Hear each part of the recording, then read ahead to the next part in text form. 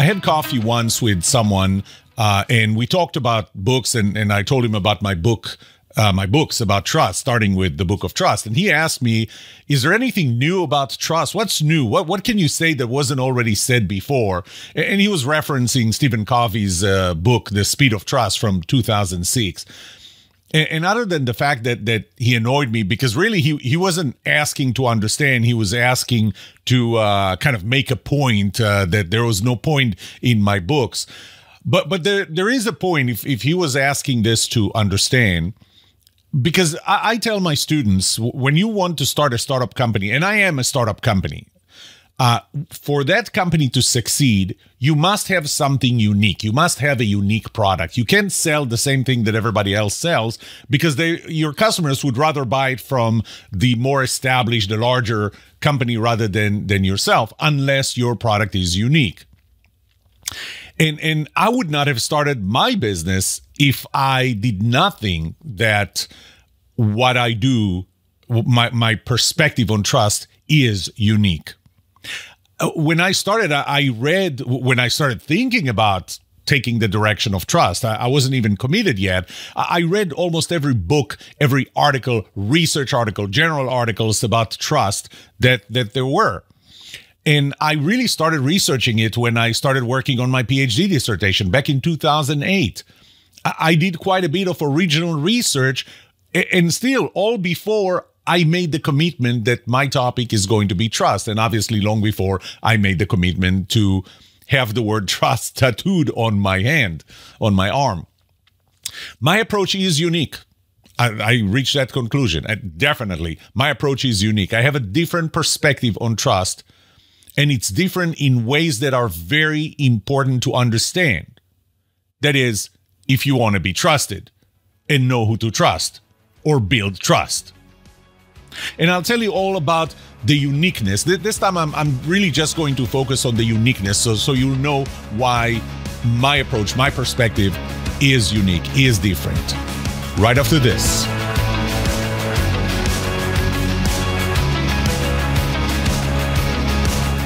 Welcome to The Trust Show. I'm Yoram Solomon, your host, the author of the Book of Trust, and facilitator of the Trust Habits Workshop. My mission is simple. I want to help you form habits that build your trustworthiness, because the answer to this question will have the biggest impact on your personal and professional success or failure. Can I trust you?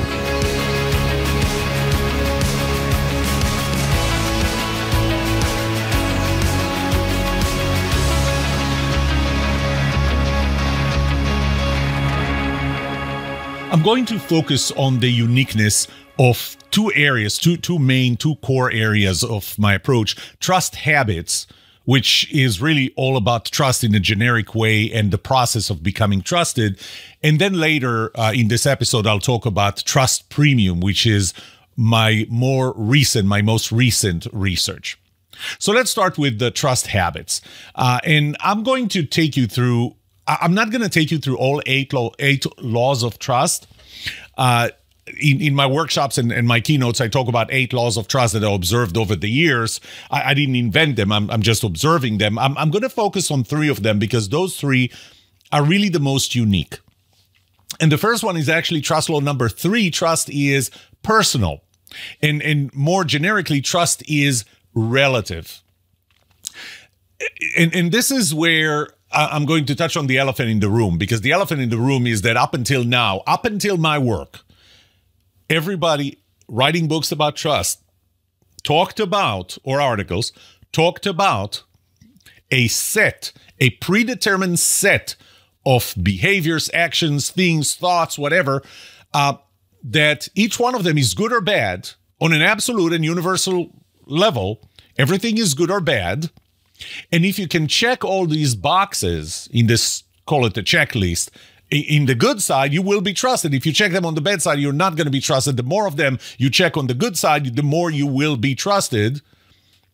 But that's not the case. There's really a spectrum of actions and thoughts and behaviors that range from absolute and universal to completely personal. So on the absolute and universal side are things like telling the truth. That's the first example that always comes to mind. Somebody lies to you, knowingly and intentionally, because sometimes people lie to you, they don't even know that they lie because they believe their own lies. So I'm not going to say that they intentionally are trying to deceive you. They're just convincing you with what they believe in, except that it's a lie. But I'm talking about somebody lying to you knowingly and intentionally. Would you trust them?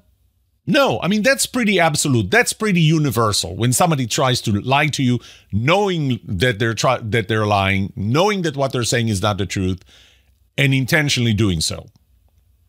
So there's no doubt. There's a black and white here. There's a good or bad here. But then it starts going down to things that are more cultural, things that in some cultures would bring trust, would raise trust, and in other cultures would lower. Sometimes it's not even culture, it's the local culture, possibly even, in your own company, the traditions in a company, that certain traditions, if you comply with them, you're going to be trusted. If you don't, you're not. But another company would have the opposite. And it comes down to really, really personal. I mean, things like risk-taking, things like procrastination. Let's take risk-taking. If somebody is willing to take risk, would you trust them? Well, it depends. It depends if you're a risk-taker, because if you're a risk-taker, then you will trust them because, they're like you. But if you're risk-averse, if you're doing everything in your power to avoid risk, would you trust someone who's a risk-taker?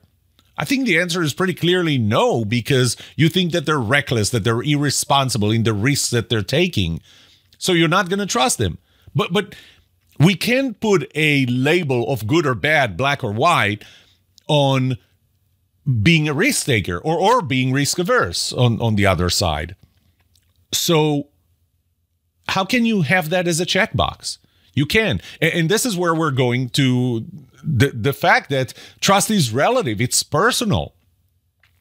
And the way I like to look at it is that the same behavior that would cause one person to trust you could cause another person to distrust you. And there's a spectrum of things that go all the way from the absolute universal to the very personal, where you need to be compatible. And note that I'm not saying you have to be the same. You have to be compatible rather than the same. So that's the first thing that makes my trust habits or overall trust perspective unique, in that trust is relative. You're not going to be trusted by all people, and you're not going to be trusted by them the same way. Next, I'll talk about trust law number 6. I told you I'm not going to go through all 8 of them. I'm going to talk about the ones that are really making my perspective unique or my work unique. Trust is reciprocal. We like to think of trust being reciprocal as I trust you, you trust me. That's actually not true. Because, for example, if I'm a risk taker and you're not, I may trust you, but you're not going to trust me. So trust is actually asymmetrical, which is, by the way, trust law number 4. And we think of, if I will trust you, then you will trust me in terms of reciprocity, which is not true, because I'll trust you based on certain factors. You're going to trust me based on different factors and related to you or to me and to me. And that's going to be different. And we think of trust reciprocity maybe in terms of, if you're trustworthy, then I will trust you. Well, that's relatively obvious. Wait until I get to the next point. But trust is reciprocal in that if I trust you and I show you that I trust you, you will behave in a trustworthy way, at least in a more trustworthy way, because it's a terrible feeling to know that I trust you, yet you don't believe that you earn or deserve the level of trust that I have in you. Well, obviously, you always have the opportunity to say, well, you shouldn't really trust me that much. And if the gap is really too high, this might be what you're going to say. Don't trust me with that. Please don't trust me with that. But what happens when I trust you just a little more than you trust yourself, or you believe I should trust you? It's that feeling that you're being trusted more than you think you deserve causes something that's called cognitive dissonance. But as a result, what you will do is you will behave in a more trustworthy way just to justify the trust that I have in you. And unfortunately, it works the other way around too. If I don't trust you and I show you that I don't trust you. And by the way, showing is an important part. It's not enough that I trust you. I have to show you that I trust you for you to know that I trust you and therefore increase your trustworthiness if it's not there yet. But if I distrust you and I show you that I don't trust you, or even if I trust you and I don't show you that I trust you, so you may think that I don't, then you will not behave in a trustworthy way because there's no point. What's the point in you being trustworthy if it doesn't lead to me trusting you? So your trustworthiness would actually go down, at least in this relationship. Hopefully it's not going to spill over to other relationships. But the sum of this, or the conclusion, which is very powerful, is that you can affect another person's trustworthiness, for better or worse, by showing them that you trust them or showing them that you distrust them. You can affect their trustworthiness.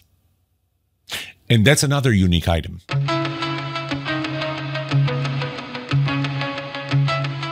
Next is trust law number 8. Trust is a two-sided game. It takes two people to trust, to have a trusting relationship. What do I mean by that? Again, if I go back to the common wisdom says, if you're trustworthy, I will trust you.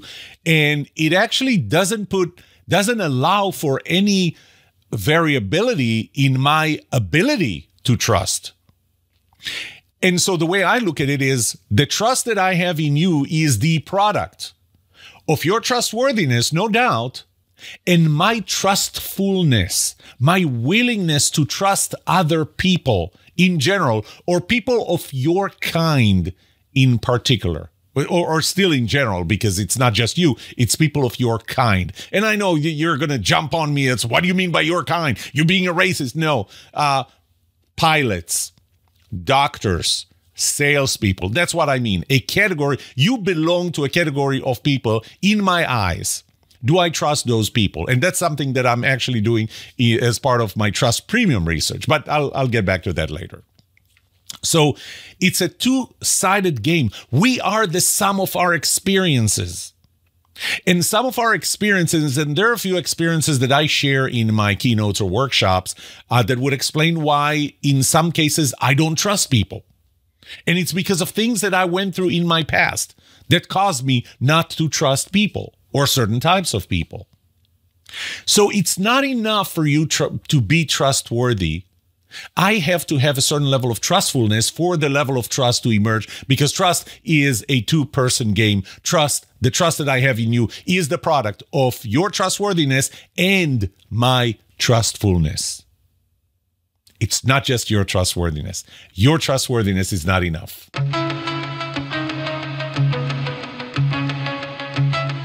One of the things that makes my work on trust and trust habits unique is the model that I built over many years of researching trust, the model that I call the relative trust model. So I already talked about the fact that trust is relative, but the model here is actually made of 6 components.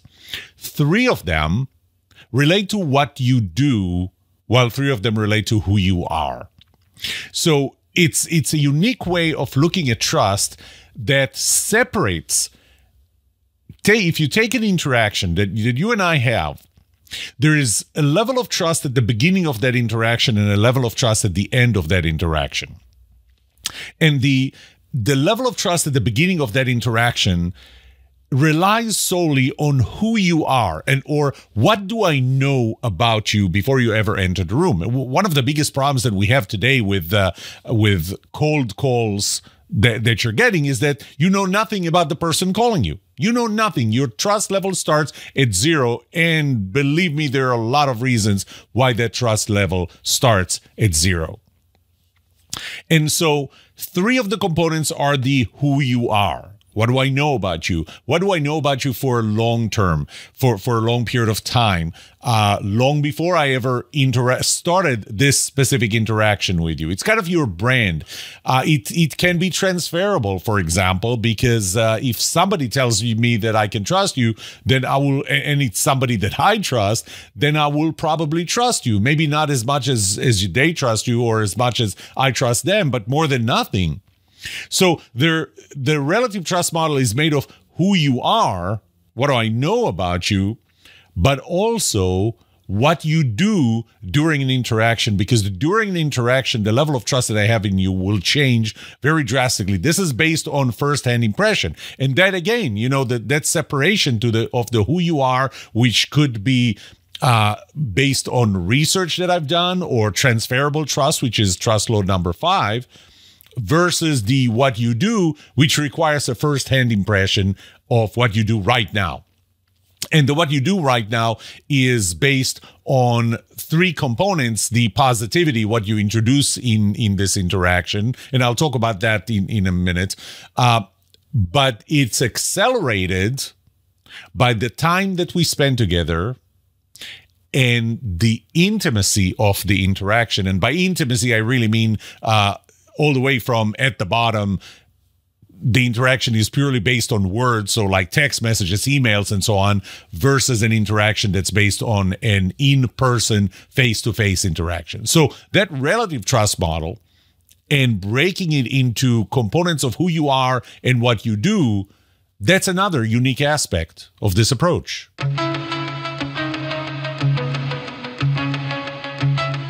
And speaking of positivity, people are more likely to post negative reviews if they had a negative experience than to post a positive review if they had a positive experience. I mean, when I say this, it makes a lot of sense to you, I'm sure. So let me say this again. You are more likely to post a positive review, a negative review, if you have a negative experience, than a positive review if you had a positive experience. There was a lot of research on that, not by me, but by people long before me, including 2 Israelis that in 2001 won the Nobel Prize. Actually, their theory won the Nobel Prize. Only one of them, Daniel Kahneman, was still alive in 2001 to get the Nobel Prize for economics for their theory called the prospect theory, which essentially said the same. And I read and quoted in the Book of Trust a lot of research that was done on this issue that really comes to one very simple conclusion: bad is stronger than good. What does that have to do with trust? Well, here's the thing. If you look at how people talk about trust today, they're going to tell you, do this, do this, do this. Okay, it's all about the new things that you're going to do to be trusted. But I think that a bigger emphasis needs to be made on stop doing certain things, bad things that cause you to lose trust. Because if bad is stronger than good, then the impact of you eliminating one behavior that's holding you back from being more trusted is going to be much higher than the positive impact of adding one more positive behavior while that negative behavior is still in play. So that focus on bad is stronger than good, eliminate a bad behavior that's holding you back more than adding a good behavior, is, again, one of the things that make my perspective on trust unique and the work on trust habits unique. Now, I keep talking about trust habits, and I talk about my perspectives on trust, but trust habits is actually more than a theory. Trust habits is actually a 7-step process. Sometimes you know what you have to do. The thing is that I'm not going to tell you the whole story of how I lost weight back in 2012 and the realization after an appearance on the NBC Today show, the realization that knowledge is not enough. What you need is motivation. You need actually more than motivation. What you need to form new habits. So for the most part, when you read a book about trust, when you go to a lecture about trust, it's going to leave you at the point of this is what you have to do, even if this is what you have to stop to do to be more trusted. But this is it. Now you know. Knowledge is not enough. There's a great quote from F.M. Alexander that I like that says, "People do not decide their futures. They decide their habits, and their habits decide their futures." So, I don't want to leave. I am a very practical person, and I didn't want to leave you with here is what you have to do to be more trusted. And that's it. You figure out how you do that, because guess what? It's going to take some effort. And guess what? If you're not motivated enough to do this effort, to go through this effort, you're not going to do it. So what good did it do that I told you what you have to do? So it was important, and that is one of the unique things. And this is actually what Trust Habits is about forming new habits that change old behaviors and build your trustworthiness, and as a result, the trust in you and all the outcomes that you get from it. But it starts with how do you form habits? And it really did start with my book, Worst Diet Ever, that came out in 2014. By the way, 4 years before Atomic Habits by James Clear came out. And while my book, Worst Diet Ever, really focused initially on forming habits that would help you lose weight, but after I published it, I think I realized that it wasn't really a book about losing weight. It was a book about finding the motivation and the process to do the things that are important, but because they're long-term, because there is no immediate gratification, you're not motivated enough intrinsically to do them now. And so that was the foundation for Trust Habits, for this 7-step process that would help you form new habits that will change old behaviors and build your trustworthiness and the trust in you.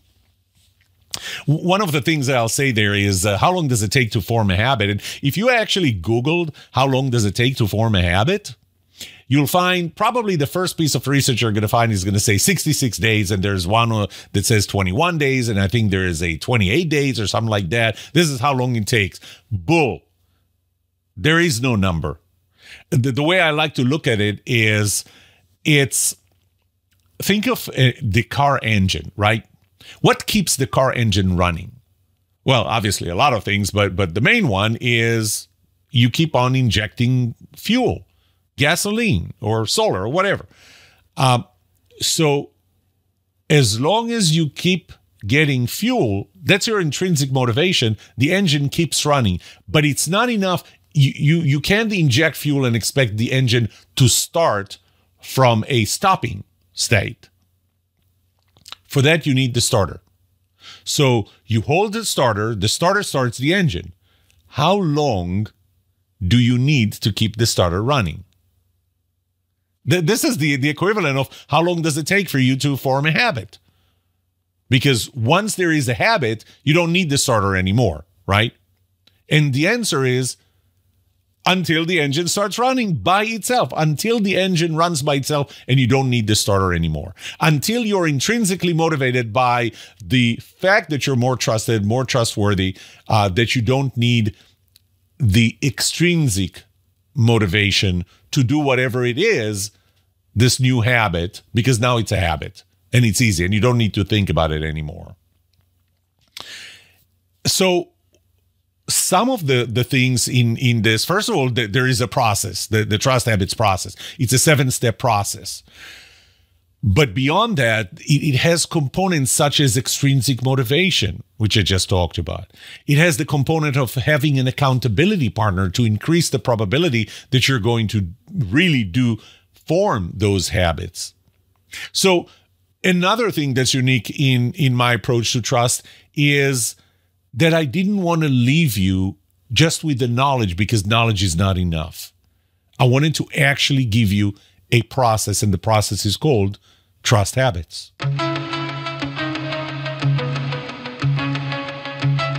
The last piece of differentiation actually has to do with my recent research that I call Trust Premium. So at the beginning, when I started researching trust, actually the first book that I ever wrote that had the word trust in the title was the book, Can I Trust You?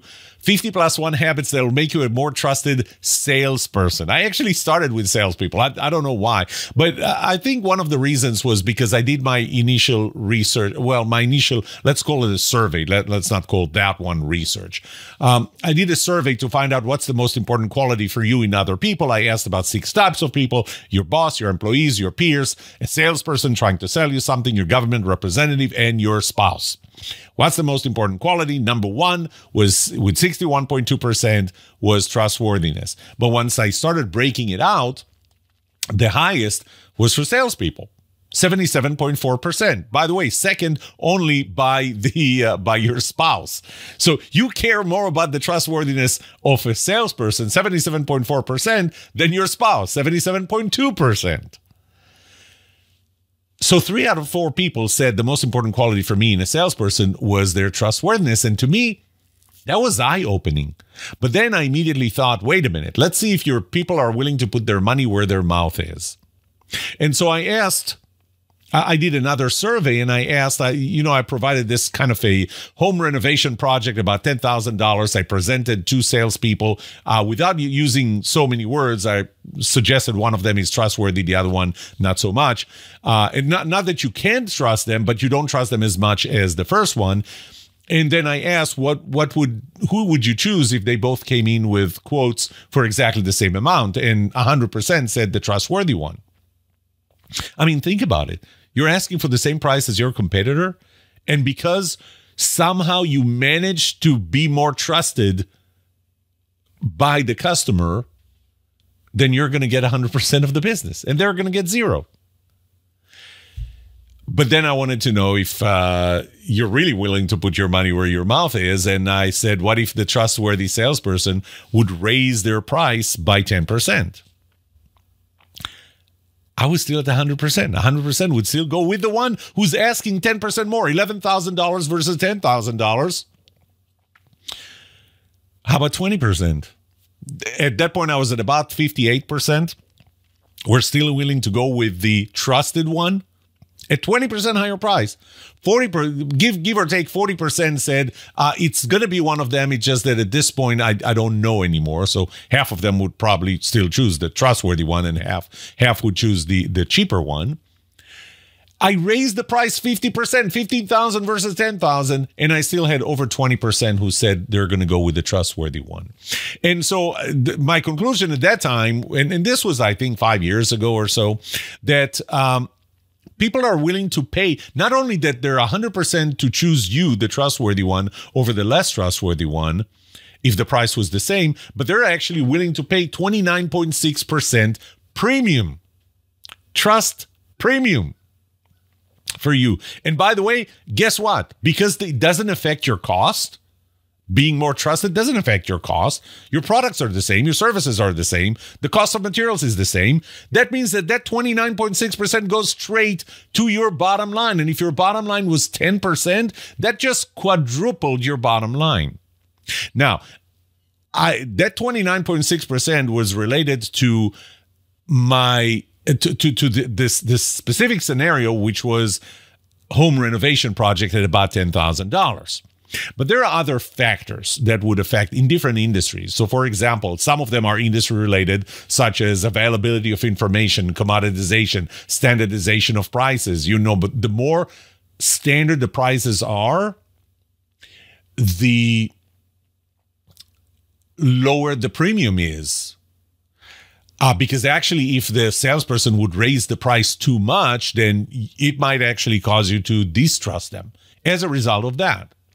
There are personal factors that actually allows us to find which customers are willing to pay a higher premium versus lower premium. Consequences plays a major role, such as, painting a room. There are certain consequences. And again, this goes to consequences. Painting a room, if you chose the wrong company, what's the worst thing that can happen? How about brain surgery? Not even on you, on your child. How important are the consequences here? How important it is for you to trust the brain surgeon who's about to operate. You know, even if you simplify it, don't go brain surgery or painting a room. Go with photographers. So I like this example of think of a studio photography project, such as, you know, getting your headshots. Okay, so you're going to the studio. What's the worst that can happen? What's the worst that can happen if you chose the wrong photographer? You're not going to like the pictures. So you wasted time. Maybe you wasted money if you can get your money back. Maybe you wasted time not just by sitting at the studio, it's because you needed those headshots and now you don't have them. Now you need to go to another photographer. But that's really, I mean, there are consequences. It's not that it's consequence free, but they're not too bad. But what about a wedding photographer? What if you chose the wrong wedding photographer? And after the wedding, you get the pictures and they suck. Well, the consequences are much more severe because you're not going to redo the wedding. So even within a pretty narrow profession such as photographers, there's still a broad set of what would the trust premium be. So I'm going to say that the trust premium for a wedding photographer is going to be dramatically higher than the trust premium for a headshot photographer, studio photographer. And for many reasons, which are all part of my new research. And I'll tell you about my new research, which you probably have heard already in previous episodes. You know, just recently, I had a conversation with a friend, Mark Hunter, and he brought up that there was no real research that he was aware of linking trust with sales. And, you know, being on the side an adjunct professor at SMU, I have access to the digital libraries. So I went and I checked. And, you know, typically when you go and you check for existing research, you're going to put pretty generic words in the title to see what comes up. So I put the words sales and trust, and derivatives of sales and trust. And I thought, you know, typically with such generic words, when you search for such generic words, you're going to get tens of thousands of articles, and then I'm going to have to pare it down. To my shock, 24 articles came up, 24 articles that had derivatives of the word sales and trust in their title. And I started looking for, I actually had to extend my research. The latest research ever done to connect these two appeared to have been in 2008, 15 years ago. The earliest one, 1916, a year before the U.S. entered World War I. There's no research done on this. Never was it quantified. So granted, my 29.6 was a pretty limited survey, but it was never quantified. And at that point, I decided this is going to be another area where I'm going to do something unique. And I went to this groundbreaking, never done before research that I call Trust Premium. But Trust Premium is actually not just research. It's actually also, again, a process to help people who sell products or services, whether they're professionals, they own their own business, sole proprietors, or salespeople or financial advisors. I actually started with financial advisors. And I quantified it, and I was shocked to find that people are willing, on average, and I say on average because once I start sub-segmenting the customers, I'm going to find that there are higher numbers as well as lower numbers. But on average, people are willing to pay 39.4% higher fees to a financial advisor they trust. Let me say this again. People are willing to pay you, the financial advisor, 39.4% higher fees if they trust you more than the other. And again, it's not that they distrust the other. I tried in this research to make sure that I do not portray the other salesperson as someone that you distrust, that you have a reason not to trust them, because then the premium is probably going to be infinite. No, I describe the other, the reference advisor or any person selling a product or a service as the average, and you as a trusted one. 39.4% for financial advisors. Now, even in insurance, in the insurance field, where the prices are somewhat very visible, somewhat standardized, I found that people are willing to pay 5.5% higher premium, insurance premium, when they buy it from an insurance agent that they trust. How's that for interesting finding? And I'm still working on Trust Premium and developing more and more research. This is an ongoing research where I add more and more disciplines, more and more industries, and so on. Because one of the things that I'm doing here is correlating those different factors to the different industries and to the Trust Premium in those industries and to behaviors that salespeople demonstrate that might matter more in some industries and less in other industries. So I'm doing a lot of correlation work right now while I'm still continuing the research and also offering this product that allows you actually to know what the Trust Premium is in your industry, know what are the factors in your industry that affect that, what are the behaviors that will affect you, and actually then do an assessment on your sales performance, yours or your sales team's sales performance with your existing customers so that we can customize a training program. That was never done before. This is, again, one unique thing about my approach to trust in general, trust habits as a process, and Trust Premium as a service. There is a lot more that makes my approach to trust habits, and Trust Premium unique. I only gave you 3 of the 8 laws of trust. I didn't go into detail into the unique relative trust model. I didn't go into the different steps of the 7-step trust habits process. I didn't go through all the research of Trust Premium.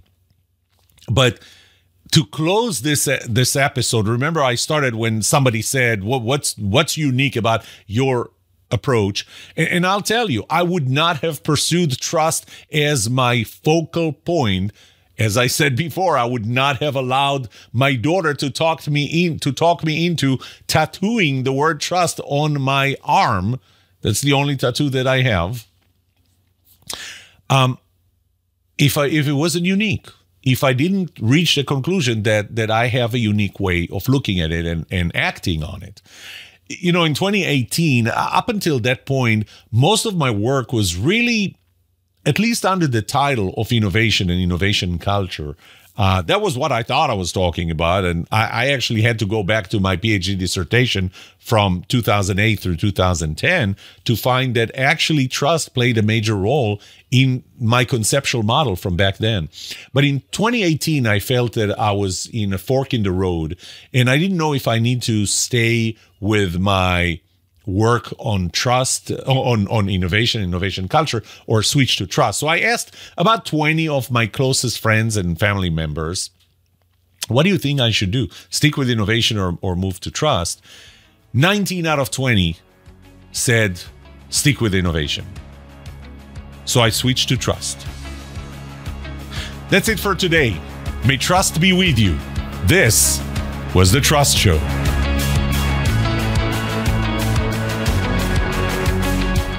What would you like to know about trust and trustworthiness? Let me know and I'll answer it in a future episode. I would love to hear from you. Email me at yoram@thetrustshow.com. If you like this episode, subscribe to the show so you will automatically get notified when I release a new episode. Rate it. Write a review for this podcast because those ratings help not only you, but also others looking for podcasts just like this. If you're looking for more resources to learn about how to build trust, be trusted, or know who to trust, look up my workshops, online courses, books, or go to my website, trusthabits.com.